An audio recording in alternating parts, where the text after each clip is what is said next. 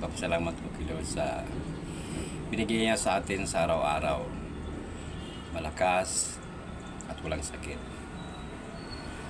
Guys, okay na mag-sharing ko sa inyo guys. Kasi dami nagsasabi sa amin na maganda na ang buhay namin guys.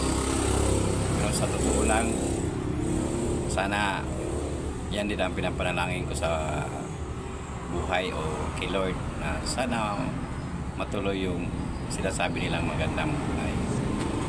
Pero hindi alam, ang hirap mag-isa.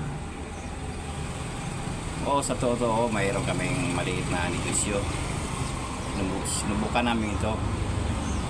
Sa ngayon may 5 kami na click, na unit na click. Tapos na 3 Mio. Pero sana kami natapos na 1 click, yung itim. Pero di naman natin alam ang buhay. Nagkaroon kami ng emergency kasi sa totoo hindi naman ako taga rito sa Bohol. Ang baryo ko, taga Bicol ako sa Camarines Sur. Hello guys, sa mga classmate ko dyan sa Bicol, mga kabats ko, good morning sa inyong lahat dyan. Nandito yung mga kabats nyo, nandito ako ngayon sa Bohol. Kaya alam nyo guys, marunong ako mag Bicol, marunong din ako mag Bisaya. At sa lahat man tayo, marunong din tayo mag Tagalog. Number 1 din yan ang tinuturo sa atin sa Pilipino, Tagalog.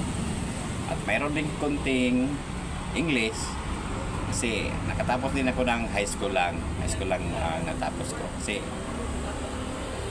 taas din ang pangarap ko na makatapos ng pag-aaral noon, pero sa hirap ng panghanap buhay namin sa mga nanay ko, tatay ko, may isda, tulong kami. Yan, pagkatapos ko ng high school, nagtrabaho ko na ako. Pumunta ko na Maynila, yan naman ang sa atin. Pag ang taong mayroong pangarap, kahit tapos lang ng high school, masakali doon sa malayo. Kaya sinubukan ko rin pumunta ng Maynila. Apply ako doon ng security guard.